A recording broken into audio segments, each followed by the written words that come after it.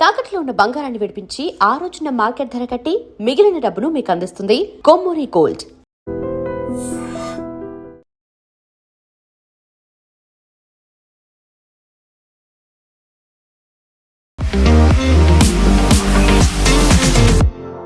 So ప్రతిసారి మోదీ గురించి Trump మాట్లాడుతూనే ఉంటారు. అందులో very good friend, close friend అనేది చెప్తూనే నేను సంతోషంగా లేను, నన్ను హ్యాపీగా ఉంచడానికి ఆయన ప్రయత్నాలు చేస్తున్నారు అంటే వాట్ డస్ ఇట్ మీన్? నిజంగానే మనం ఇంకొకరి కోసమే వర్క్ చేస్తున్నామా? ఇంకొకరిని ప్లీజ్ చేయడానికి, అప్పీలింగ్గా ఉండడానికి? ట్రంప్ ఫస్ట్ ఒక రియల్ ఎస్టేట్ బిజినెస్ మ్యాన్, దాని తర్వాత ప్రెసిడెంట్. ఆయన ఎప్పుడు మాట్లాడుతున్నప్పుడు బిజినెస్ లాగానే మాట్లాడతారు. బిజినెస్ డీలింగ్ ఎట్లా చేస్తారు. రష్యా దగ్గర నుంచి ఆయిల్ కొనకూడదు మనం. సరే, మళ్ళీ చైనా కొంటున్నారు కదా, మీరు కొనుక్కోకూడదు. So why is it that only India should not buy అనేది ఒక పెద్ద క్వశ్చన్ వస్తుంది. కాకపోతే మళ్ళీ మనం ఒక కన్విన్సింగ్ మెథడ్లో వాళ్ళతో మాట్లాడుతున్నాము అనేది ఒకటి. ఇక్కడ ఉన్నటువంటి అంబాసిడర్లు వెళ్తున్నారు, లేదు మేము చూసారా, మేము బాగానే వర్క్ చేస్తున్నాం అనేది. అలా లాబియింగ్ అనేది ఎందుకు చేస్తున్నారు? లాబియింగ్ అనేది ప్రతి కంట్రీ చేస్తుంది. భారతదేశం నుంచి యూఎస్కి ఇప్పుడు ఏం ప్రాబ్లం లేదు యాక్చువల్లీ, టెక్నికలీ స్పీక్. అది ఎట్లా అయిందండి? మీరు ఇంత టారిఫ్ పెట్టిన తర్వాత కూడా మా ఎక్స్పోర్ట్స్ ఎట్లా పెరుగుతుందంటే డిమాండ్ ఉంది ఇండియన్ ప్రోడక్ట్స్. ఈ మధ్యన వెనిజులా మీద విపరీతమైన కోపం ట్రంప్ పెట్టుకున్నాడు. దానికి ప్రధానమైన కారణం తనకు రావాల్సినటువంటి నోబెల్ పీస్ ప్రైజ్ని అక్కడే ఉన్నటువంటి మచాడోకి వెళ్ళింది కాబట్టి వెనిజులా మీద విపరీతమైన కోపం ఉంది అనేది. అదొకటైనా, లేకుంటే కేవలం ఆయిల్ అని ఉంది దానికోసమని ఇంత ప్రెషర్ పెట్టారంటారా? ఇదేం దానికోసం మనం మాట్లాడే ముందు కూడా చెప్పాను నేను ఆయిల్ గురించి. ఇరాక్లో ఎందుకు వెళ్ళారంటే ఆయిల్ కోసం. అక్కడ క్రూడ్ ఆయిల్ ఉంది. నైజీరియాకి కూడా అదే వెళ్ళారు, ఎందుకంటే నైజీరియా దగ్గర ఆయిల్ ఉంది. వెనిజువేలా దగ్గర కూడా ఆయిల్ ఉంది. ప్రాబ్లం ఎక్కడ వచ్చిందంటే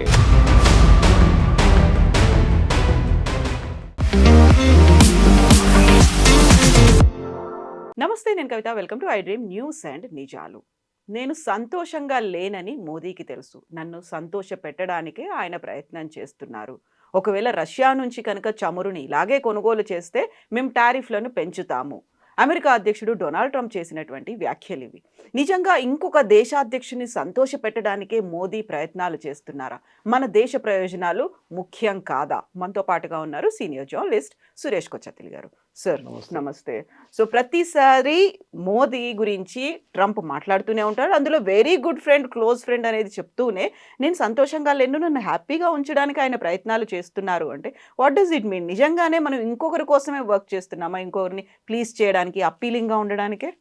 ట్రంప్ ఒక బిజినెస్ మ్యాన్. మీరు క్లింటన్ కానీ, బుష్ కానీ, బైడెన్ లాంటి వాళ్ళు they are not business man, వాళ్ళు పొలిటీషియన్స్. ట్రంప్ ఫస్ట్ ఒక రియల్ ఎస్టేట్ బిజినెస్ మ్యాన్, దాని తర్వాత ప్రెసిడెంట్ అయిన అన్నమాట. సో ఆయన ఎప్పుడు మాట్లాడుతున్నప్పుడు బిజినెస్ లాగానే మాట్లాడతారు. బిజినెస్ డీలింగ్ ఎట్లా చేస్తారు? నువ్వు నాతో మంచిగా ఉంటే నేను చూసుకుంటాను, నువ్వు నాతోని గొడవ పెట్టుకుంటే అంతే సంగతి. So that is the logic అనేది. సో ఆయన లాంగ్వేజ్ కూడా అదే. ఆయనకి ఏంటంటే రష్యా దగ్గర నుంచి ఆయిల్ కొనకూడదు మనం. దీనికన్నా ముందు కూడా చాలాసార్లు డిబేట్ చేశాం దీని మీద. సరే, మళ్ళీ చైనా కొంటున్నారు కదా, అది డిఫరెంట్. యూరోప్ కొంటున్నారు కదా మనకనే ఎక్కువ, అది డిఫరెంట్. కానీ మీరు కొనుక్కోకూడదు. So why is it that only India should not buy అనేది ఒక పెద్ద క్వశ్చన్ వస్తుంది. ఎందుకంటే ఇండియా ఆయిల్ ఒక్కటే కాదు కొనేది రష్యా దగ్గర నుంచి. మన మిలిటరీ ఎక్విప్మెంట్ కూడా చాలా మటుకు దీనికన్నా ముందు కొన్నాం. S-400 కొన్నాం నాడుమీట్లో. అప్పుడు కూడా చాలా గొడవ చేశారు రష్యాతో. ఇప్పుడు కూడా మనకి ఒక క్లోజ్ రిలేషన్షిప్ ఉంది. మనం తీసుకున్న ఆయిల్ డబ్బులతో రష్యా యుక్రెయిన్ బాంబ్ చేస్తారంటే మళ్ళీ అదే క్వశ్చన్ చైనా ఏం చేస్తున్నారు, యూరోప్ దగ్గర నుంచి తీసుకున్న గ్యాస్ డబ్బులు ఏం చేశారని అడగొచ్చు మనం.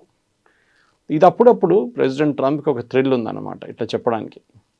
ఏం చేస్తారు మోదీ, ఏం చేస్తారు చూడండి. ఎందుకంటే ఇప్పుడు దాకా మోదీ గారు ఏం చేయలేదు. మీరు మన దగ్గర బిఫోర్ యుక్రెయిన్ వార్ మనం రష్యా దగ్గర నుంచి చాలా తక్కువ క్రూడ్ ఆయిల్ కొనుక్కుంటుండే. దాని తర్వాత మనం యుక్రెయిన్ వార్ మొదలైనప్పుడు రష్యా దాన్ని $40 తగ్గించి రేట్ ఇచ్చినప్పుడు ఇంటర్నేషనల్ మార్కెట్లో $80 నుంచి $90 నడుస్తున్నప్పుడు ప్రెసిడెంట్ బైడెన్ ఏమన్నారంటే, మీరు ఆయిల్ కొనుక్కోండి రష్యా దగ్గర నుంచి, క్రూడ్ ఆయిల్ తీసుకోండి, తీసి ప్రాసెస్ చేసి మాకే అమ్మేయండి, లేకుంటే యూరోప్కి అమ్మేసుకోండి అని చెప్పి. మనం చేసింది కూడా అదే. మన కోసం కొంచెం ఉంచుకొని మిగతా మనం అమ్మేసుకున్నాం. ఎందుకంటే రష్యా దగ్గర నుంచి వస్తున్న ఆయిల్, క్రూడ్ ఆయిల్ కొంచెం హై గ్రేడ్ ఆయిల్ ఉంటుంది, అంటే థిక్నెస్, విస్కాసిటీ ఎక్కువ ఉంటుంది దానికి. సో దాన్ని ప్రాసెస్ చేయడానికి కొంచెం కష్టపడాల్సి వస్తుంది ఎక్స్ట్రా. మన దగ్గర జామ్నగర్ ఫెసిలిటీలో, రిలయన్స్ వాళ్ళ ఫెసిలిటీలో ఇది ప్రాసెసింగ్ ఫెసిలిటీ ఉంది మన దగ్గర. ఇప్పుడు అదే ప్రాబ్లం మన వెనిజువేలా కూడా చూస్తున్నాం అనమాట. Will come to that later. కానీ ప్రెసిడెంట్ ట్రంప్ ఇప్పుడు ఏమంటున్నారంటే, ఆయన ఈక్వేట్ ఎవరితో చేస్తున్నారు, రష్యా దగ్గర నుంచి మీరు ఆయిల్ కొనుక్కుంటారు, దానికోసం మనని హ్యాపీగా పెట్టాలంటే రష్యా దగ్గర నుంచి ఆయిల్ తక్కువ చేయండి.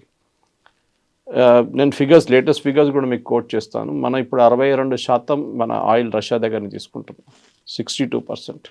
ఎందుకంటే మనకు అది చాలా మటుకు రష్యా దగ్గర నుంచి $40 మనకు వస్తుంది per barrel, which is very very reasonable.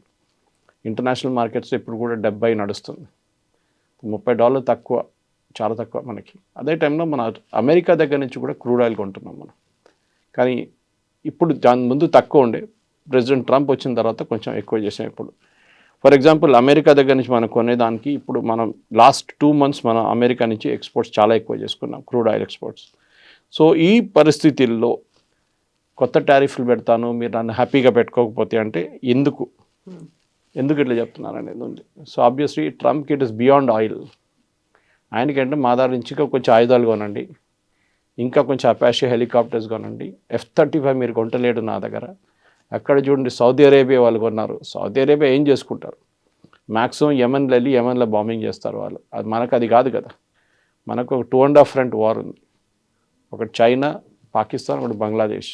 ముందు నక్సలైట్స్ ఉండే, ఇప్పుడు బంగ్లాదేశ్ అయిపోయింది. ఇట్లాంటి పరిస్థితుల్లో మనం అమెరికా నుంచి డీల్ చేసినప్పుడు చాలా కేర్ఫుల్గా డీల్ చేయాల్సి వస్తుంది.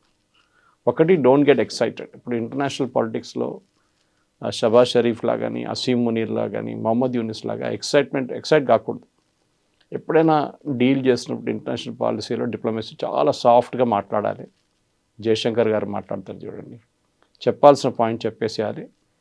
రిప్లై చేయకుంటే బాగుంటుంది, రిప్లై చేస్తే ఇంకా పెద్ద ప్రాబ్లం అవుతుంది. ట్రంప్ అన్నారు ఇట్లా, ఏమంటారు మోదీ గారు అంటే, మోదీ గారు ఏమన్నారు, మోదీ గారు క్వైట్గా కూర్చుంటారు. చెప్పాల్సింది మెసేజ్ వెళ్ళిపోతుంది అక్కడికి. మేము మీ దగ్గర నుంచి క్రూడ్ ఆయిల్ కొంటున్నాం కదా, మీకు ప్రాబ్లం ఏంటి, రష్యా దగ్గర నుంచి కొంటున్నాం, మీ దగ్గర నుంచి కొంటున్నాం. So what is the issue no issue at all. కానీ అప్పుడప్పుడు కూడా ఆయనకి మెయిన్ ప్రాబ్లం ఏంటంటే మన ట్రేడ్ టాక్స్ ఆగిపోయింది. ఇప్పుడు చాలా మటుకు ట్రేడ్ టాక్స్ మొత్తం కొలాప్స్ అయిపోయింది ఆల్ ఓవర్ ద వరల్డ్. థాయిలాండ్తో సైన్ చేశారు, అది కొలాప్స్ అయిపోయింది ట్రేడ్ టాక్స్. యూఎస్ది, వియట్నాంతో సైన్ చేశారు, అది కూడా ఎక్కడికి వెళ్ళట్లేదు. యూకేతో ఒకటే ఉంది, అది నడుస్తుంది. అది పాత ట్రేడ్ టాక్స్లో కూడా వాళ్ళ దగ్గర ఉండే FTA ఉండే ఒకటి. సో ప్రెసిడెంట్ ట్రంప్కి ఇప్పుడు మొత్తం సీన్ అంతా మారిపోయింది. ఎందుకంటే అమెరికాలో ఇప్పుడు మిడ్ టర్మ్ పోల్స్ రాబోతుంది, ఇన్ఫ్లేషన్ చాలా ఎక్కువ ఉంది, అన్ఎంప్లాయ్మెంట్ కూడా చాలా ఎక్కువ. సో ఆయనకి పొలిటికల్గా అమెరికాలో చాలా పెద్ద ప్రాబ్లమ్స్ ఉన్నాయి. అది కాకుండా మనం చూస్తున్నాం H-1B వీసా కానివ్వండి, ఆయన చెప్పిన మట్టుకు అక్కడ ఉన్న అమెరికన్లో ఉన్న ఇండియన్స్ అని కాదు, ఎవరైనా వీసా మీద చిన్న చిన్న వయలేషన్స్ చేస్తే కూడా వాళ్ళని పంపించేస్తున్నారు. If your driving under the influence కానివ్వండి, లేకుంటే ఏదైనా ట్రేడ్లో మన ఏం చెప్తారు, మీరు ట్రాఫిక్ వయలేషన్ చేస్తే దాన్ని కూడా వేసుకుంటున్నారు వాళ్ళు. అన్ని పట్టుకు బయట పంపించేస్తున్నారు వాళ్ళు. So this is not correct technically speaking. కానీ అది నడుస్తుంది, అది ఏం చేయలేము మనం ఇప్పటికైతే. ఈ మెయిన్గా ప్రెసిడెంట్ ట్రంప్తో డీల్ చేస్తున్నప్పుడు we should be A transactional person. సరే మేము కొనట్లేదా, ఎంత కొన్నాం, మేము 12% కొన్నాం పోయిన నెలలో, సరే ఈ నెల 14 కొంటాం, హ్యాపీ చాలా నెక్స్ట్ స్టెప్. ఇట్లా వెళ్తుందన్నమాట. మనం ఇది చేసుకుంటూ వెళ్తున్నప్పుడే దీని మెయిన్ రీజన్ అమెరికాతో డీల్ చేసేది ఒక డిప్లొమాటిక్ సొల్యూషన్గా ఉంటుంది. కాకపోతే మళ్ళీ మనం ఒక కన్విన్సింగ్ మెథడ్లో వాళ్ళతో మాట్లాడుతున్నాము అనేది ఒకటి. ఇక్కడ ఉన్నటువంటి అంబాసిడర్లు వెళ్తున్నారు, లేదు మేము చూసారా, మేము బాగానే వర్క్ చేస్తున్నాం అనేది. అలా లాబియింగ్ అనేది ఎందుకు చేస్తున్నారు? లాబింగ్ అనేది ప్రతి కంట్రీ చేస్తుందండి. ఓకే, ఇప్పుడు లాబింగ్ ఎవరు చేయట్లేదు. ఆ వర్డ్ ఎక్కడి నుంచి వచ్చిందంటే, ఈ హోటల్ లాబీలో వెయిట్ చేస్తున్న కొంతమంది PR వాళ్ళు ఉంటారు, పబ్లిక్ రిలేషన్స్ వాళ్ళు. సో ఈ సెనేటర్స్ కానీ సీనియర్ పొలిటీషియన్స్ అంతా హోటల్లో ఉన్నప్పుడు, ఏదైనా కాన్ఫరెన్స్కి వచ్చినప్పుడు వీళ్ళు లాబీలో వెయిట్ చేస్తారు. లేకుంటే క్యాపిటల్ హిల్ వాళ్ళ పార్లమెంట్ అనొచ్చు, అక్కడ ఉన్నప్పుడు అక్కడ లాబీలో వెయిట్ చేస్తారు వాళ్ళు. అక్కడ వాళ్ళు దిగి వచ్చినప్పుడు వాళ్ళని కౌట్ చేసి వాళ్ళ దగ్గర మాట్లాడి, మా పాయింట్ ఆఫ్ వ్యూ ఇది ఉందండి చూసుకోండి అని చెప్పేసి. భారతదేశం నుంచి యూఎస్కి ఇప్పుడు ఏం ప్రాబ్లం లేదు యాక్చువల్లీ, టెక్నికలీ స్పీకింగ్. మనకు కూడా ఇష్యూ లేదు. మన డిసెంబర్ ఫిగర్స్ ఇంకా రాలేదు, కానీ November exports very high, especially to the US. అది ఎట్లా అయిందండి, మీరు ఇంత టారిఫ్ పెట్టిన తర్వాత కూడా మా ఎక్స్పోర్ట్స్ ఎట్లా పెరుగుతుందంటే డిమాండ్ ఉంది ఇండియన్ ప్రోడక్ట్స్కి. నడుమిట్లో ప్రెసిడెంట్ ట్రంప్ 50 ఇండియన్ ప్రోడక్ట్స్ మీద టారిఫ్ తగ్గించేశారు క్వైట్గా ఒక 2 నెలల ముందు. Spices, tea, basmati rice. ఎందుకంటే అక్కడ కన్జ్యూమ్ చేస్తున్న అమెరికన్ పాపులేషన్ దీని టారిఫ్ కడుతున్నారు. సో నేను దీంట్లో ముందు కూడా ఎక్స్ప్లెయిన్ చేశాను. $10 ఒక ప్రోడక్ట్ మనం ఇక్కడి నుంచి పంపిస్తే 50% టారిఫ్ పెడితే అది $15 అయిపోతుంది. దాని తర్వాత రీటైలర్ ఆయన మార్జిన్ పెట్టి $16-17 అమ్ముతాడు. ఈ డిఫరెన్స్ ఎవరు కడుతున్నారు? $8 ఎక్స్ట్రా, $8 ఎక్స్ట్రాస్ని ఎవరు కడుతున్నారు? ఫస్ట్ ఎవరు ఇంపోర్ట్ చేస్తున్నారు వాళ్ళు కడుతున్నారు, కంపెనీ. దాని తర్వాత వాళ్ళు టార్గెట్ కానీ వాల్మార్ట్కి పంపించినప్పుడు వాళ్ళ దగ్గర నుంచి కూడా అది కలెక్ట్ చేసుకుంటున్నారు. ఫైనలీ కన్జ్యూమర్ కడుతున్నారు. సో యూఎస్ కన్జ్యూమర్కి $10 దొరికే ఒక ప్రోడక్ట్ ఇప్పుడు $17 వస్తుంది. అందువల్ల $600 బిలియన్ వాళ్ళకి వచ్చాయని కూడా చెప్పుకుంటున్నారు కదా. ఎవరి దగ్గర నుంచి? వాళ్ళ సిటిజన్స్ దగ్గర నుంచే గుంజుకున్నారు. ఆలోచించండి. ఎమ్మెల్యే ఏమంటున్నాడు, మీకు కావాలంటే నేను కొంచెం రిలీఫ్ ఇస్తాను, ట్యాక్స్ రిలీఫ్ ఇస్తానంట. అంటే మీ దగ్గర నుంచి డబ్బులు తీసుకొని మీకే రిటర్న్ ఇస్తున్నారంట. అది ఎక్కడ లాజిక్ అండి? అర్థం కాదు. సో కాబట్టి మెయిన్ థింగ్ ఏంటంటే అమెరికాతో డీల్ చేసినప్పుడు ట్రాన్సాక్షనల్గా మాట్లాడుతున్నప్పుడు ట్రాన్సాక్షనల్గా మాట్లాడాలి మనం, ఇంకే లాంగ్వేజ్లో మాట్లాడకూడదు. అమెరికాతో ఉన్న డిప్లొమసీ మీరు బుష్ టైంలో కానీ, క్లింటన్ టైంలో కానీ, ఒబామా టైంలో కానీ, బైడెన్ టైంలో కానీ చాలా డిఫరెంట్గా ఉండే. అది మనతో ఒక్కరితో కాదు, అన్ని దేశాలతో అదే నడుస్తుంది. ట్రంప్ ఫస్ట్ టర్మ్లో ఐ లవ్ పుటిన్ అన్నారు, I love north Korean dictator Kim Jong Un నా క్లోజ్ ఫ్రెండ్ అన్నారు, వెళ్ళి కలిశారు కూడా ఇద్దరు. ఆయనకి ఎట్లా అంటే ఒక ఐడియోసింక్రసీ వస్తుంది. ఆయనకు ఒక లోకంలో నేనే కంట్రోల్ చేయాలి, అందరు నన్ను గుర్తుపెట్టుకోవాలి. So this is what his logic is. So మనం కూడా అదే లాజిక్లో ఆడాలి గేమ్ కూడా. ఇప్పుడు ఇది ఒక ఏం చెప్తారు, నేనే అందరికన్నా పెద్దోడు అంటే మీరు చెప్పాలి కరెక్ట్, మీరే అందరికన్నా పెద్దోడు. మీ లేకుండా లేరు, లోకం ఎట్లా నడుస్తుంది అంటే చాలా హ్యాపీ. ఇంకా షబాజ్ షరీఫ్, అసీం మునీర్ ఇదే చేస్తారు. అక్కడ వైట్ హౌస్కి వెళ్ళి పాట పాడతారు ట్రంప్ది, you are the greatest, you are the greatest, you అని ఈగో మసాజ్ చేస్తున్నారు అన్నమాట. మనం అది ఎక్కువ చేయట్లేదు, మోదీ గారు చేయరు కూడా. అది టారిఫ్ పెట్టినప్పుడు ట్రంప్ ఏమనుకున్నారంటే మనం ప్యానిక్ అయిపోతాం, అయ్యో అమ్మో అని కొట్టుకుంటాం అనుకున్నాం, కానీ జరగలేదు. We were very quiet, okay no problem, tariff వేసారుగా చూసుకుందాం. We expanded our market. Shrimp మనం లోకల్గా అమ్మడం మొదలుపెట్టాం, యూరోపియన్ మార్కెట్స్ తీసుకెళ్ళాం. కీటెక్స్ లాంటి కంపెనీస్ డొమెస్టిక్ మార్కెట్ అప్రోచ్ అయ్యారు, దాని కాకుండా యూరోపియన్ మార్కెట్ చూసుకున్నారు. ఇప్పుడేమో అమెరికా నుంచి వాపస్ వాళ్ళ ప్రోడక్ట్స్ వాళ్ళే పిలుస్తున్నారు, మాకు బంగ్లాదేశ్ డ్రెస్సులు వద్దు, మీరే పంపించండి అని చెప్పేసి. క్వాలిటీ ఆల్సో మ్యాటర్స్ అన్నమాట. సో మనం టెన్షన్ పెడక్కర్లేదు. కీప్ మీ హ్యాపీ అంటే we will keep you happy, no problem. ఆయనకి ఏంటంటే ఎక్కడ మినరల్స్ దొరుకుతుందో, ఎక్కడ ఆయిల్ దొరుకుతుందో, ఎక్కడ నా క్రిప్టో కరెన్సీ కంపెనీలో ఎవరు ఇన్వెస్ట్ చేస్తారో వాళ్ళందరూ మంచోళ్ళు.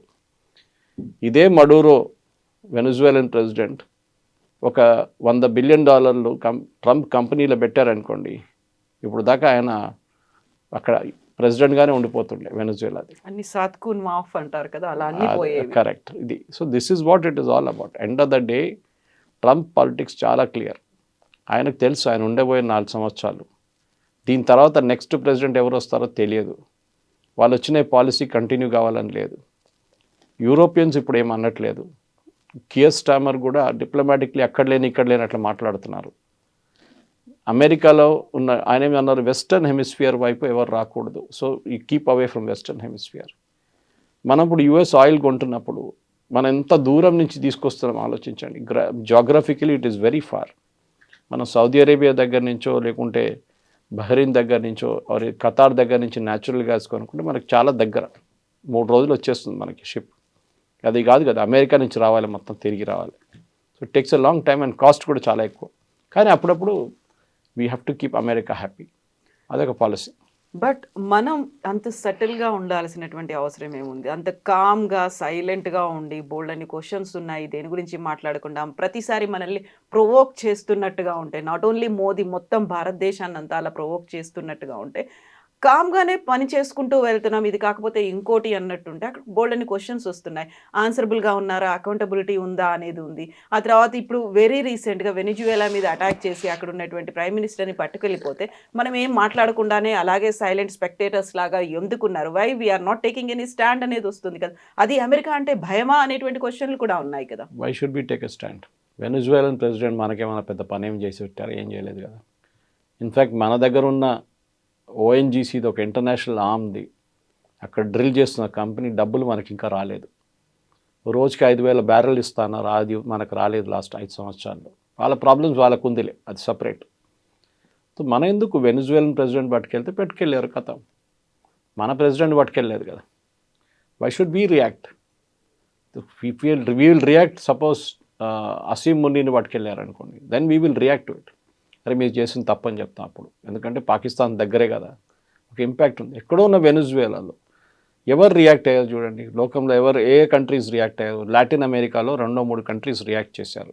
క్యూబా రియాక్ట్ చేశారు, ఎందుకంటే వాళ్ళ 32 బాడీ గార్డ్స్ హువర్ ప్రొటెక్టింగ్ మడూరో వాళ్ళు చంపేశారు యుఎస్ ఫోర్సెస్. మిగతా ఎవరు యూరోపియన్ నేషన్స్ చూడండి, ఎవరు మాట్లాడలేదు, యుఎన్ మాట్లాడలేదు. Why should you? దీనికన్నా ముందు కూడా యుఎస్ ఫస్ట్ టైం చేస్తున్నారు కాదు కదా. ఏం చేశారు సద్దాం హుసేన్తో? ఇదే పని చేశారు కదా. అఫ్కోర్స్ కిడ్నాప్ చేసి తీసుకెళ్ళలేదు, కానీ అక్కడే అరెస్ట్ చేసి వెపన్స్ ఆఫ్ మాస్ డిస్ట్రక్షన్ అని చెప్పి లాస్ట్ నాన్ని చంపేశారు. లిబియాలో అక్కడున్న లోకల్ సిటిజన్స్తోని గదాఫీని చంపేశారు. సొమాలియాలో ఇదే చేశారు ఫస్ట్.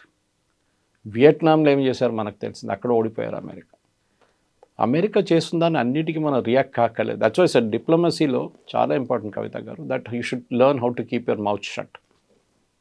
మీరు ఎక్కువ మాట్లాడి స్పాయిల్ చేయకుండా క్వైట్లీ మీకు చెప్పాల్సిన పాయింట్ డైరెక్ట్గా చెప్పేసేయండి. పబ్లిక్ చెప్పక్కర్లేదు.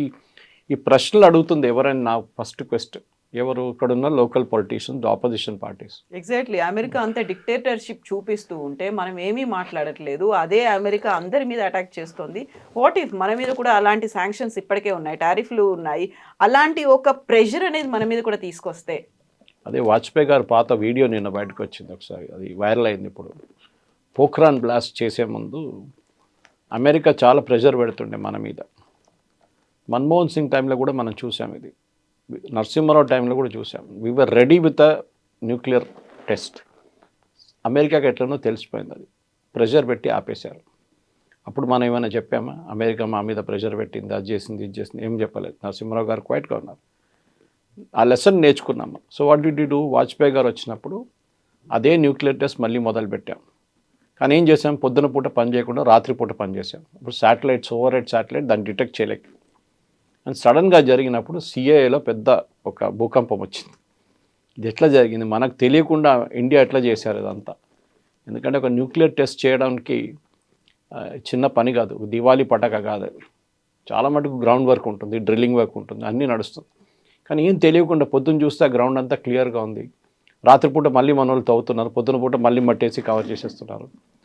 ఇట్లా చేసుకుంటే చాలా రోజుల తర్వాత టెస్ట్ జరిగింది. George Fernandes was the defence minister, Abdul Kalam గారు was the head of DRDO టైంలో. వాజ్పేయి గారు చెప్పారు స్ట్రెంగ్త్. ఎందుకంటే నాకు అప్పుడు కూడా స్వామి వివేకానంద ఒక కోట్ గుర్తొస్తుంది. స్వామి వివేకానంద అన్నారు, ఇప్పుడు చాలా సంవత్సరాలు ఉంది ఆయన ఉన్నప్పుడే, దట్ స్ట్రెంగ్త్ ఇస్ రెస్పెక్టెడ్. ఎవరైనా హూ హెస్ గాట్ స్ట్రెంగ్త్ వాళ్ళని రెస్పెక్ట్ చేస్తారు, వీక్ ఉన్న వాళ్ళని ఎవరు పట్టించుకోరు. దాన్ని మీరు లా ఆఫ్ ద జంగిల్ కూడా అని చెప్పొచ్చు. లా ఆఫ్ ద జంగిల్ చాలా క్లియర్. అక్కడున్న వీక్ ఉన్న యానిమల్స్ని పులి తినేస్తుంది, లేకుంటే సింహం తినేస్తుంది. మనం చెప్పొచ్చు, అరే పాపం ఎందుకు చేస్తున్నారు, అది కూడా ఉంటే అది కూడా యానిమలే కాదంటే కాదు. That's a law of the jungle. The strongest will survive.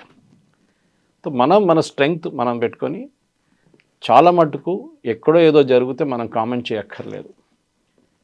Okay, మడూరా Hess done us no favour. ఒకటే ఫేవర్ ఏంటంటే సత్యసాయిబాబా డివోటీ ఉండే, వాళ్ళ wife was more of a devotee. పెళ్ళి కన్నా ముందు కూడా వచ్చి కలిసి వెళ్ళారు సత్యసాయిబాబాతో. దాని తర్వాత వాళ్ళ ప్రెసిడెన్షియల్ ప్యాలెస్లో కూడా పెద్ద ఒక ఫోటో ఉందంట. అంతే, that is only Indian connection he has. ఆఫ్రికాలో చాలా డిక్టేటర్స్ ఉన్నారు కదా కవిత గారు, పెద్ద పెద్ద డిక్టేటర్. ఇదీ అమీన్ నుంచి మనం చూసుకుంటూ వస్తున్నాం. ఇటువైపు తక్కువనా? లాటిన్ అమెరికాలో అయితే ఫుల్ ఆఫ్ డిక్టేటర్స్. డానియల్ ఆర్టెగా నుంచి మీరు ఫిడెల్ కాస్ట్రో ఉన్నారు ముందు. మనం ఎందుకు నేమ్ చేయాలి? ఇప్పుడు కమ్యూనిస్ట్ వాళ్ళు ఒక ప్రెస్ నోట్ తీశారు మొన్న, దట్ అది ఇది లెఫ్టిస్ట్ అది అని చెప్పి. లాస్ట్ భారతదేశం దీన్ని ఖండించి ఏం చేసుకుంటామండి? ఎవడు పట్టించుకోరు. ఎక్కడో సాలిడారిటీ అనేది ఏం అక్కడ డస్ట్బిన్లో పడేస్తారు, ఎవరు చూడరు కూడా. What America doesn't care, world doesn't care. దానికోసం యూకే ఏమన్నారు, యూకే ప్రైమ్ మినిస్టర్ చేసిన తప్పే కానీ okay let us forget it. ఎందుకంటే మడూరో is not a Jesus Christ. ఆయన చేసిన పనులు మనందరికి తెలిసిందే. అట్లాంటి చాలామంది డిక్టేటర్, పినోషే ఉన్నారు చిలేల ముందు. నేను స్కూల్లో చదువుతున్నప్పుడు నాకు గుర్తుంది. ఆ టైం నాకు ఒక పెన్ ఫ్రెండ్ ఉండే అక్కడ. ఆయన దట్ అబ్బాయి used to send me stamps అక్కడ జరుగుతున్న అత్యాచారాల గురించి రాస్తుండే. So I was wondering how is able to do it. నేను అప్పుడు హై స్కూల్లో ఉన్నాను ఆ టైంలో. అట్లాంటి పరిస్థితి నుంచి ఆఫ్రికా నుంచి చూడండి, లాటిన్ అమెరికా చూడండి, అన్స్టేబుల్ రెజ్యూమ్స్ ఉంటుంది అక్కడ అన్ని. కొలంబియా తక్కువనండి కవిత గారు, వీళ్ళకంటే పెద్ద ప్రాబ్లం కొలంబియా. ప్రెసిడెంట్ ట్రంప్ కొలంబియాతో డీల్ చేస్తారు, తర్వాత చేస్తారు డెఫినెట్గా. ఇరాన్లో ఏం జరుగుతుంది? ఇరాన్లో ఉన్న అయత్తోళ్ళు చేసిన గొడవ, అక్కడ వాళ్ళ ప్రజల మీద చేస్తున్న ఫైరింగ్ అంతా ఈసారి ఎందుకు జరగట్లేదు? ఇప్పుడు జరుగుతున్న ప్రొటెస్ట్లో వాళ్ళ ప్రెసిడెంట్ అంటున్నారు కరెక్ట్, ఒక ప్రాబ్లం ఉంది, మన రియాల్ మొత్తం డివాల్యూ అయిపోయింది, అసలు ద వర్త్లెస్ పేపర్, కానీ నేనేం చేయలేను. నీళ్ళు లేదు, నేనేం చేయలేను. ఫ్యూయల్ షార్టేజెస్ ఉంది, నేనేం చేయలేను. మీరందరూ కొంచెం ఓపిక ఉంచుకొని చేద్దామేమన్నా మనం. ఆ స్టేట్కి వచ్చేసారన్నమాట. ఎందుకంటే అమెరికన్ ప్రెసిడెంట్ డొనాల్డ్ ట్రంప్ ఒక వార్నింగ్ ఇచ్చారు, వీఆర్ లాక్డ్ అండ్ రెడీ. అంటే గన్ లాక్ చేసి వీఆర్ రెడీ, అంటే మిమ్మల్ని కూడా కావాలంటే దించేస్తాం. ఆల్రెడీ షా ఆఫ్ ఇరాన్ కొడుకు, old Shah of Iran Pahlavi కొడుకు మొన్న స్టేట్మెంట్ ఇచ్చారు that we should bring back democracy to Iran. మా ఇరాన్లో ఎప్పుడు డెమోక్రసీ లేకుండే, ఈవెన్ షా ఆఫ్ ఇరాన్ ఉన్నప్పుడు డెమోక్రసీ లేకుండే. It is far more liberal regime. అక్కడ కూడా ఒక చేంజ్ ఆఫ్ రెజ్యూమ్ రావబోతుంది. సో మనం దీని గురించి ఫస్ట్ టైం వింటున్నప్పుడు ఆలోచిస్తాం, ఇది ఫస్ట్ టైం చాలా ఘోరమైంది, చాలా బాగా. ఆర్టేగాతో ఏం చేశారండి, డానియల్ ఆర్టేగా నికరాగుతో ఇదే పని చేశారు కదా. ఇట్లాంటి చాలా మటుకు యూఎస్ కిడ్నాప్ చేసి తీసుకెళ్ళిన చాలామంది ఉన్నారు నేతలు, కానీ అదంతా మన హిస్టరీలో మర్చిపోయాము. ఇప్పుడు ఈ టెలివిజన్ ఏజ్లో, సోషల్ మీడియా ఏజ్లో మనకి ఇదంతా బయటకు వస్తుంది. లేకుంటే ఆయన్ని పట్టుకెళ్ళే ఫోటో కానీ ఎక్కడైనా కానీ, సద్దాం హుసేన్ ఫోటో మీకు ఎక్కడైనా కనిపించింది? ఏదో అక్కడెక్కడ 2-3 వీడియోలు కనిపిస్తుంది అంతే. ఆ టైంలో సోషల్ మీడియా లేకుండే. గద్దాఫీ ఫోటోలు అయితే అస్సలు కనిపించదు మీకు. ఇక్కడ ఎందుకంటే ఆయన యూఎస్ షిప్లో తీసుకెళ్తున్నాడు, నేవల్ షిప్ తీసుకెళ్తున్నా, ఆ ఫోటో పట్టినప్పుడు అది వైరల్ అయిపోయింది వీడియో. దాంతో ఇప్పుడు కోర్టులో ప్రొడ్యూస్ చేస్తున్నాం, మళ్ళీ ఆ వీడియో వైరల్ అవుతుంది. మార్క్ మై వర్డ్స్ కవిత గారు, 1 నెల తర్వాత 2 నెలల తర్వాత ఏం జరిగింది వెనుజువేలానని మన ప్రజలందరూ మర్చిపోతారు. We will be back to our daily lifes. మన ప్రాబ్లమ్స్, మన ఇష్యూస్, మన కంట్రీ ప్రాబ్లమ్స్ మనం మాట్లాడుకుంటా, కానీ ఎక్కడో ఉన్న వెనుజువేలా ప్రాబ్లం మనకి అసలు నో కాంటెక్స్ట్ అన్నమాట. దానికి ఈ మధ్యన వెనిజులా మీద విపరీతమైన కోపం ట్రంప్ పెట్టుకున్నాడు. దానికి ప్రధానమైన కారణం తనకు రావాల్సినటువంటి నోబెల్ పీస్ ప్రైజ్ని అక్కడే ఉన్నటువంటి మచాడోకి వెళ్ళింది కాబట్టి వెనిజులా మీద విపరీతమైన కోపం ఉంది అనేది. అదొకటేనా, లేకుంటే కేవలం ఆయిల్ అని ఉంది దానికోసమని ఇంత ప్రెషర్ పెట్టారంటారా? దానికోసం మనం మాట్లాడే ముందు కూడా చెప్పాను నేను ఆయిల్ గురించి. ఇరాక్లో ఎందుకు వెళ్ళారు మన అందరు గుర్తుంటే, ఇరాక్లో వెళ్ళి సద్దాం హుసేన్ని వెపన్స్ ఆఫ్ మాస్ డిస్ట్రక్షన్ అని చెప్పి నేటో ఫోర్సెస్ వెళ్ళి ఆయన్ని అరెస్ట్ చేసి, ఆయన్ని ట్రయల్ చేసి, ఆయన ఉరి తీశారు. ఎందుకు వెళ్ళారంటే ఆయిల్ కోసం వెళ్ళారు అంతే. అక్కడ క్రూడ్ ఆయిల్ ఉంది. నైజీరియాకి కూడా అదే వెళ్ళారు, ఎందుకంటే నైజీరియా దగ్గర ఆయిల్ ఉంది, వెనుజువేలా దగ్గర కూడా ఆయిల్ ఉంది. ప్రాబ్లం ఎక్కడ వచ్చిందంటే, వెనుజువేలాలో హ్యూగో షావేజ్ వచ్చాను. Before Maduro they was Hugo Chavez who was the president. ఈయన గురుగారు ఆయన దానికని చేసిన ఆయన చేసిన అత్యాచారాలు కౌంటే లేదు. వేలాది మందిని చంపారు ఆయన కూడా. ప్రజలు చాలామంది, ఆల్మోస్ట్ ఐ థింక్ 70,000 మంది వెనుజువేలా నుంచి పారిపోయి చాలా దేశాలకు పారిపోయారు. ఓకే, అక్కడ తట్టుకోలేక అనమాట. అక్కడ ఉన్న కల్చర్, గవర్నమెంటు వాళ్ళ మీద క్రాక్ డౌన్ కానీ, అరెస్ట్ చేయడం, చంపేయడం, ఎక్స్ట్రా జ్యుడిషియల్ కిల్లింగ్స్లో. సో దానికన్నా ముందు అమెరికా చాలా మట్టుకు అక్కడ ఉన్న లాటిన్ అమెరికాలో ఉన్న డిక్టేటర్స్ని చాలామందిని వాళ్ళు ఎంకరేజ్ చేశారు. దాని హిస్టరీ సపరేట్ ఉంది. కెనడీ టైం నుంచి చూసుకుంటూ వస్తే మీరు ఈ హ్యూగో షావేజ్ వచ్చే ముందు అక్కడ వెనుజువేలాలో ఉన్న ఆయిల్ కంపెనీస్ అంతా అమెరికన్ కంపెనీస్ నడిపిస్తుంటాయి. అంటే వెనుజువేలా దగ్గర ఉన్న oil 330 billion barrels, which is higher than Saudi Arabia. కానీ they are not the number 1 producer, number 26 ఎంతో ఉన్నారు ప్రొడ్యూసర్. ఎందుకంటే వాళ్ళ దగ్గర ఎక్విప్మెంట్ లేదు ఆయిల్ డ్రిల్ చేసి బయటకు తీయడానికి. నేను చెప్పాను చూడండి, it's very heavy oil, Venezuelan oil. Versus US shale oil ఉంటుంది, బ్రిటన్ దగ్గర లైట్ స్వీట్ క్రూడ్ ఉంటుంది. సో దీన్ని రీఫైన్ చేయడానికి ఉన్న కావాల్సిన కెపాసిటీ వాళ్ళ దగ్గర లేదు. డ్రిల్ చేసి బయటికి తీయడానికి ఉన్న కెపాసిటీ కూడా లేదు. పాత ఎక్విప్మెంట్ ఉంది వాళ్ళ దగ్గర, రష్యన్ టైం నుంచి ఉన్న ఎక్విప్మెంట్ ఉంది. దాని తర్వాత చైనీస్ వాళ్ళు ఏదో తీసుకొచ్చి పెట్టారు, అది కూడా పనిచేయట్లేదు. సో అప్పుడున్న అమెరికన్ కంపెనీస్ షెవ్రాన్ ఉండొచ్చు, ఎక్సాన్ మొబైల్ ఉండొచ్చు, వీళ్ళందరూ ఆ టైంలో చాలా డబ్బులు పెట్టి ప్రాస్పెక్ట్ చేసేసి ఆయిల్ డ్రిల్లింగ్లో మనకు అందరు తెలిసిందే. ఇప్పుడు మన బోర్వెల్ లాగానే తవ్వుతే నీళ్ళు వస్తుందో లేదో తెలియదు, వస్తే మంచిది. 100 ఆయిల్ వెల్ డ్రిల్ చేస్తే, ప్రాస్పెక్ట్ చేస్తే దాంట్లో 10లో ఆయిల్ కనిపిస్తుంది, 5 నుంచి ఆయిల్ ఎక్స్ట్రాక్ట్ చేసుకోవచ్చు కమర్షియల్గా. కానీ ఆ 90 వెల్స్ కాస్ట్ ఎవరు? అది వీళ్ళే సాధించాలి, వీళ్ళ పైప్ నుంచే పోతుంది, లాస్ అది. కానీ ఒక లార్జర్ చూస్తే over a period of time దాన్ని గెయిన్ చేస్తా అనుకున్నా. కానీ హ్యూగో చావెజ్ వచ్చిన తర్వాత ఈ అమెరికన్ కంపెనీ ఇంత బిలియన్స్ ఆఫ్ డాలర్స్ డబ్బులు పెట్టి ప్రాస్పెక్ట్ చేసేసిన ఆయిల్ ఓవర్ నైట్ ఆయన నేషనలైజ్ చేసేసారు. ఇది చాలా దేశాల్లో జరిగింది అదే టైంలో. ఈవెన్ ఇందిరాగాంధీ గారు మన ఇండియాలో ఉన్న బ్యాంక్స్ని నేషనలైజ్ చేసింది అంతే. ఎందుకంటే ఆంధ్ర బ్యాంక్ అని, సిండికేట్ బ్యాంక్ అని, కెనరా బ్యాంక్ అని, పంజాబ్ నేషనల్, వీళ్ళందరూ ప్రైవేట్ బ్యాంక్స్ ఉండే ఇండియాలో. ఐసిఐసిఐ, హెచ్డిఎఫ్సి ఇప్పుడు వచ్చాయి కదా లాస్ట్ 20-25 ఇయర్స్లో. దానికన్నా ముందు మన దగ్గర ప్రైవేట్ బ్యాంక్సే ఉండే. ఇండిపెండెన్స్ టైంలో ఈ చెప్పిన కాంగ్రెస్ లీడర్స్ అందరూ దాన్ని ఎంకరేజ్ చేశారు, ప్రైవేట్ బ్యాంక్స్ని చాలా బాగా నడిపించారు వాళ్ళు. సో ఆ బ్యాంక్స్ కూడా ఇందిరాగాంధీ గారు నేషనలైజ్ చేశారు. టాటా వాళ్ళ ఎయిర్ ఇండియాని కూడా నేషనలైజ్ చేసేసింది ఆమె. హెచ్ఏఎల్ అది కూడా నేషనలైజ్ చేసేసింది, అది కూడా ప్రైవేట్ కంపెనీ ఉండే ముందు, హీరాచంద్ గ్రూప్ ఉండే. సో అట్లాంటి పరిస్థితి ఈవెన్ వరల్డ్ వైడ్ ఒక సోషలిస్ట్ యాంగిల్ వచ్చేస్తుంది అన్నమాట. Indira Gandhi was also following socialism. ఆమెకు చాలా ఫేవరెట్ ఉండే 5-year ప్లాను, రష్యన్ సిస్టమ్ చాలా అనుకుంది ఆమె, this is the right way to do it అని. తర్వాత తెలిసింది మొత్తం ఫ్లాప్ షో అయిపోయిందని. సో అక్కడ కూడా నేషనలైజ్ చేసినప్పుడు వీళ్ళ డబ్బులు పెట్టిన డబ్బులు ఎంత పోయింది, billions and billions American companies డబ్బులు పోయింది. అప్పుడు పెట్టిన మిషనరీ ఇప్పుడు దాకా నడుస్తుంది. 50 సంవత్సరాల తర్వాత అదే మిషనరీ వాడుతున్నారు. సో అవుట్పుట్గా వాళ్ళ దగ్గర 330 బిలియన్ బ్యారెల్స్ ఆయిల్ ఉన్నప్పుడు నెక్స్ట్ 800 సంవత్సరాల దాకా వాళ్ళు తవ్వుకుంటే పోతే కూడా వాళ్ళ దగ్గర ఆయిల్ ఉంటుంది. అంత ఆయిల్ ఉంది వాళ్ళ దగ్గర వెనజువేలా, మోర్ దెన్ సౌదీ అరేబియా నేను చెప్పినట్టు, మోర్ దెన్ యుఎస్. కానీ దాన్ని వాళ్ళు ఎక్స్ట్రాక్ట్ చేయలేకపోతున్నారు. ఇప్పుడు ఏం చేస్తున్నారంటే ప్రెసిడెంట్ ట్రంప్ ఎందుకన్నారంటే that we will run Venezuela అనగానే ఎవరు అన్నారు, రన్ కాదు రూయిన్ వెనజువేలా అని చెప్పారు. ఒక ఐ పెట్టేస్తే అయిపోతుంది అనేది. ఆయన ఏమంటున్నారంటే అక్కడున్న ఆయిల్ ఇప్పుడు ఎక్స్ట్రాక్ట్ చేయలేము. ఈవెన్ వెనజువేలాకి రిటర్న్ మీరు నడిపించుకోండి అని వాళ్ళకి ఇచ్చేస్తే కూడా దే కెనాట్ రన్ ఇట్. వాళ్ళ దగ్గర ఎక్విప్మెంట్ లేదు, డ్రిల్లింగ్ ఎక్విప్మెంట్ కొత్త తీసుకురావాల్సి వస్తుంది, దానికి చాలా ఖర్చు అవుతుంది. అండ్ యూజువలీ మీరు ఇవాళ పెట్టుబడి పెట్టి ఎక్విప్మెంట్ ఒక 6 నెలల తర్వాత తీసుకొస్తే మీకు ఆ పెట్టుబడి ఇది ప్రాఫిట్ మీకు 10 సంవత్సరాల తర్వాతనే వస్తుంది. ఇన్ని రోజులు వెయిట్ చేయడానికి ఎవరైనా రెడీగా ఉన్నారా? That's a question.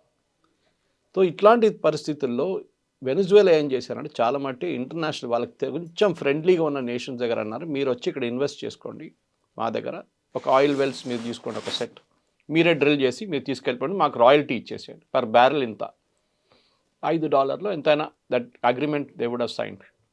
మన దగ్గర నుంచి ఓఎన్జీసీ విదేశ్, మన oil and natural gas commission Videsh అని చెప్పి ఒక యూనిట్ ఉంది ఇంటర్నేషనల్.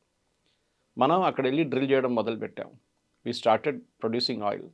కానీ నడిమిట్ల ఈ యూఎస్తో వచ్చిన గొడవలో మన ఆయిల్ బంద్ అయిపోయింది ప్రొడక్షన్.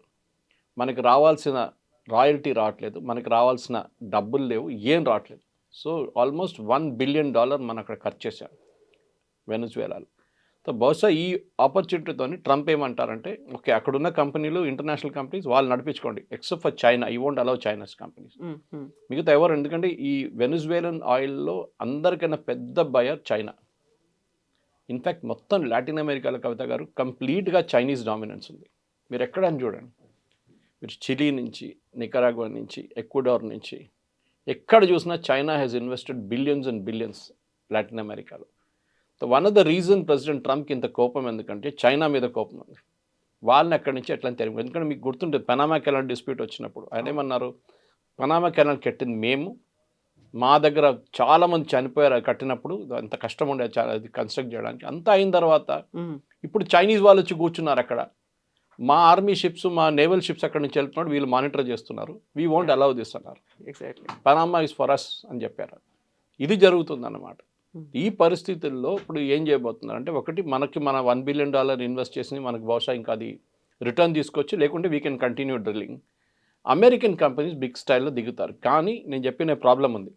వాళ్ళకి ఇప్పుడు పెట్టుబడి పెడితే 10 సంవత్సరాల తర్వాతనే వాళ్ళకి రిటర్న్స్ అనేవి ఉంటాయి. రిటర్న్స్ ఉంటుంది. అన్ని రోజులు వెయిట్ చేయడానికి రెడీగా ఉంటారంటే నో. వే బ్యాక్ 60స్లో ఉన్న అమెరికన్ కంపెనీస్ కాదు ఇప్పుడున్న అమెరికన్ కంపెనీ. వీరందరికి షేర్ హోల్డర్స్ ఉంది ఇప్పుడు. అది ఎక్సాన్ మొబైల్ ఉండొచ్చు, షెవ్రాన్ ఉండొచ్చు, ఎవరైనా ఉండొచ్చు. వాళ్ళ కంపెనీ వాళ్ళు డెఫినెట్గా they will ask question share holders, మీరు ఎందుకు పెడుతున్నారు? రేపు ఈ అమెరికన్ ప్రెసిడెంట్ పోయి ఇంకొక అమెరికన్ ప్రెసిడెంట్ వస్తే, డెమోక్రటిక్ ప్రెసిడెంట్ వస్తే ఆయన పాలసీ రివర్స్ చేస్తే ఏమవుతుంది? ఈ పెట్టిన డబ్బులంతా పోతుంది కదా. లేకుంటే అక్కడున్న ప్రజలు రెబెల్ చేసి అమెరికన్ కంపెనీస్ అక్కడ తెరిమి కొడితే ఏం చేస్తారు? ఇరాన్లో జరిగింది అదే మనం చూసాం. షా ఆఫ్ ఇరాన్ ఉన్నప్పుడు మొత్తం అమెరికా నడిపించారు ఇరాన్ అంతా. దాని తర్వాత మొత్తం గాయబైపోయారు అంత అక్కడి నుంచి. ఈ ప్రాబ్లం రాబోతుంది. So this same oil problem లిబియాకి వెళ్ళారు. లిబియాలో కద్దాఫీని ఎందుకు గద్దె దింపారంటే అది కూడా ఆయిల్.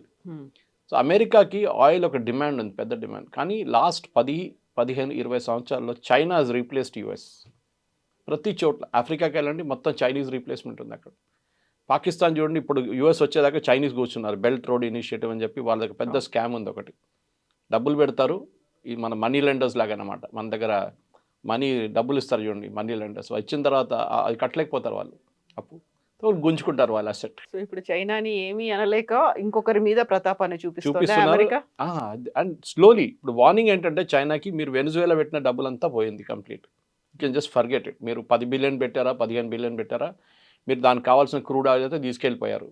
ఇంకా ఇక్కడ మీరు మర్చిపోండి. ఈవెన్ వాళ్ళ చెప్తున్నారు ఏంటంటే మనది ఇట్స్ నాట్ ఎట్ కన్ఫర్మ్, కానీ అమెరికా ఇంత నేవల్ ఎయిర్ ఫోర్స్ కానీ వాళ్ళ ఆర్మీ పవర్ పెట్టినప్పుడు కూడా స్పెషల్ ఫోర్సెస్ వాళ్ళ దగ్గర ఉన్న air defence system, Chinese air defence system పాకిస్తాన్లో యూజ్ చేశారు చూడండి. అదే చైనీస్ ఎయిర్ డిఫెన్స్ సిస్టమ్స్ ఉన్నాయి అంటే రాడార్ కానివ్వండి, మిగతా మిసైల్స్ కానీ అంత చైనీస్ ఎక్విప్మెంట్ ఉన్నాయంట. అది పనిచేయలేదో లేకుంటే కొట్టిపడేశారు యూఎస్ వాళ్ళు. సో అదొక రన్నింగ్ జోక్ నడుస్తుంది ఇప్పుడు. Chinese equipment second time fail అయింది, ఆపరేషన్ సింధూర్లో ఫెయిల్ అయింది, ఇప్పుడు యూఎస్ ఆపరేషన్లో కూడా ఫెయిల్ అయిందని చెప్పి. సో చైనీస్ పెట్టిన పెట్టుబడిలో, ఎందుకంటే కమ్యూనిస్ట్ రిజిమ్ అనగానే ఒక రిలేషన్షిప్ వచ్చేస్తుంది ఆటోమేటిక్గా, సోషలిస్ట్ కమ్యూనిస్ట్ అనగా. అక్కడే అదే టైంలో అర్జెంటీనా కానీ మిగతా కొన్ని కంట్రీస్ ఆఫ్ టర్నింగ్ రైటిస్ట్. తో ఒక టైంలో entire Latin America was leftist. ఇప్పుడు బ్రెజిలియన్ ప్రెసిడెంట్ ఉన్నారు, ఆయన కూడా అప్పుడప్పుడు ధమ్కి ఇస్తుంటాడు. ప్రెసిడెంట్ నిన్ను చూసుకుంటాను, నువ్వు కరెన్సీ మార్చుతావంట, అది చేస్తావంట, బ్రిక్స్లో వెళ్తున్నావు అని నేను చూసుకుంటా అంటారు. సౌత్ ఆఫ్రికాని థ్రెటన్ చేశారు, మీకు గుర్తుంటుంది. Same point. భారతదేశాన్ని మీరు అడిగారు మోదీ గారిని ఇట్లా చేస్తే, but we don't bother. American dollar అనేది ఇప్పుడు జరుగుతుంది డీడాలరైజేషన్. వెనిజువేలా చైనాతో డీల్ చేస్తున్నప్పుడు యువాన్లో పేమెంట్ వస్తుండే వెనిజువేలాకి, ఎందుకంటే వాళ్ళు ఇంటర్నేషనల్ మార్కెట్లో ట్రేడ్ చేయలేరు. రష్యా లాగానే స్విఫ్ట్ సిస్టమ్ నుంచి తీసేశారు ఇంటర్నేషనల్ కరెన్సీ సిస్టమ్. ఏం చేస్తారు? యువాన్తో ట్రేడ్ చేసుకున్నారు. రష్యాతో మనం రూబుల్లో ట్రేడ్ చేస్తున్నాం. అమెరికాకి ఏం కావాలంటే అమెరికన్ డాలర్లనే మీరు ట్రేడ్ చేయాలి, అప్పుడే వాళ్ళు ఎక్కువ నోట్లు ప్రింట్ చేయొచ్చు. రేపు $30 బిలియన్ ఎక్స్ట్రా కావాలంటే ప్రింట్ చేస్తారు వీళ్ళు అమెరికా. ఈ ప్రింటింగ్కి ఒక లాజిక్ ఉంది. మన దగ్గర ఒక మింట్ కాంపౌండ్ ఉంది ఇక్కడ హైదరాబాద్లో, అక్కడ కాయిన్స్ ఉంటుంది, కానీ సెక్యూరిటీ ప్రెస్ పక్కన ఉంది ఇంకోటి, కానీ మెయిన్ వన్ నాసిక్లో ఉంది ఒకటి. మీరు ₹100 ప్రింట్ చేస్తే ₹100 బంగారం పక్కన పెట్టాలి. That should be backed buy gold. అది లాజిక్ అనమాట. లేకుంటే ఏమవుతుంది, నికరాగో లాగా వెనిజువేలా లాగా ప్రింట్ చేసుకుంటే పోతారు నోట్లు. లాస్ట్లో ఒక లోఫ్ బ్రెడ్ కొనాలంటే మీరు ఒక లారీలో వేసుకెళ్ళాల్సి, అంత డబ్బులు తీసుకెళ్లాల్సి వస్తుంది. వాల్యూ లేదు అసలు దానికి. మోదీ గారు డిమానిటైజేషన్ చేశారు చూడండి, దానికి 2-3 లాజిక్ ఒకటి ఉంది. ఒకటి ఇది. సెకండ్ థింగ్, ఇప్పుడు జరిగే దాంట్లో ఈ ఆయిల్ ట్రేడ్లో కూడా ఇప్పుడు మీరు చూస్తున్నారు ఎంత కమ్మొచ్చు ఆయిల్. అది ఇంకొక క్వశ్చన్, ఎందుకంటే మీరు ఇంత పెట్టుబడి పెట్టినప్పుడు ఆయిల్ ఎంత డాలర్లు అమ్మచ్చు. టెక్నికలీ ఇప్పుడు మీరు వరల్డ్ వైడ్ చూస్తే సౌదీ అరేబియా కానీ, which is the largest producer, వాళ్ళ దగ్గర కెపాసిటీ వైజ్ వాళ్ళు number 2 position. Venezuela is number 1, Saudi Arabia reserves number 2. కానీ వెనిజువేలా ఎక్స్ట్రాక్ట్ చేయలేకపోతే సౌదీ అరేబియా చేస్తున్నారు. మినిమం మీరు ఎక్స్ట్రాక్ట్ చేసి బయటికి తీసుకొచ్చి షిప్లో వేసేటప్పటికి $35 నుంచి $40 అవుతుంది. That is the cost of extraction. దాని తర్వాత షిప్లో పంపించేస్తారు, రిఫైనింగ్ ఇంకోటి తలకాయ వాడు చూసుకుంటాడు. జామ్నగర్ కానీ మిగతా ఎవరైనా కానివ్వండి, మిగతా చాలా కంపెనీ, అరామ్కో ఉన్నారు అక్కడ కూడా సౌదీ అరేబియాలో, దే కెన్ రిఫైన్ ఇట్ కావాలంటే. కానీ $40 కన్నా తక్కువ అమ్మితే లాస్. 40 కూడా కాదు, 50 కన్నా తక్కువ అమ్మితే లాస్. దట్ ఈస్ వై మన రష్యా దగ్గర నుంచి కొనుక్కుంటాం. అన్నిటికంటే పెద్ద హిట్ అయింది సౌదీ అరేబియా. వాళ్ళ దగ్గర వాళ్ళు మనకి $70 అమ్ముతుండే ఒక బ్యారల్, $70 నుంచి $80. ఇప్పుడు ఏమైంది, now they are not able to sell to India. భారతదేశాన్ని అమ్మలేకపోతారు. వాళ్ళు ప్రెషర్ పెడుతున్నారు యూఎస్ మీద. ఇప్పుడు ఆలోచించండి, connect the dots now.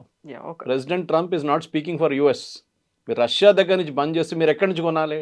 So either we buy from US or we buy from Saudi Arabia. Saudi Arabia నుంచి కొంటే మళ్ళీ మనకు $70 వచ్చేసి మన రేట్లు పెరిగిపోతుంది మన దగ్గర. ఇది ఇంటర్నేషనల్ పాలిటిక్స్లో జరుగుతుంది. మనం ఒక పెద్ద నెక్సెస్. పెద్ద నెక్సెస్ ఉంది ఎందుకంటే మళ్ళీ సౌదీ అరేబియా F-35 కొనాలంటే వాళ్ళ దగ్గర డబ్బులు ఉండాలి. F-35 కొనాలంటే డబ్బులు ఉండాలంటే వాళ్ళు ఆయిల్ అమ్మాలి. ఆయిల్ అమ్మాలంటే మనలాంటి, ఎందుకంటే వరల్డ్లో number 2 top most consumers of oil China and India. China ఇప్పుడు ఏం చేస్తున్నాం నేను చెప్పినట్లు వాళ్ళు ఎక్కడ దొరికితే అక్కడి నుంచి కొనేసుకుంటున్నారు. నైజీరియా నుంచి, వెనుజువేలా నుంచి ఏ కంట్రీ వాళ్ళకు సహాయం చేస్తుందో వాళ్ళ దగ్గర నుంచి కొంటున్నారు. They are dictating the rates and terms. మనం చేయలేకపోతున్నాం ఎందుకంటే మనకి అంత పెట్టుబడి పెట్టడానికి మన దగ్గర కెపాసిటీ లేదు. రెండోది మనకి ఇంట్రెస్ట్ కూడా లేదు ఎందుకంటే రిస్కీ అది అంతా. ఇప్పుడు చూసాం వెనుజువేలా ఇంత పెట్టిన తర్వాత ఒక్కరోజు రాత్రి కాదు పోయింది మొత్తం వాళ్ళ ఇన్వెస్ట్మెంట్ అంతా. మనం పెట్టిన $1 బిలియన్ మనకి ఇచ్చేసేయండి, మనం హ్యాపీగా వచ్చేస్తాం మనం రిటర్న్ అక్కడి నుంచి వెనుజువేలా నుంచి. ఓవరాల్గా the entire thing is oil politics.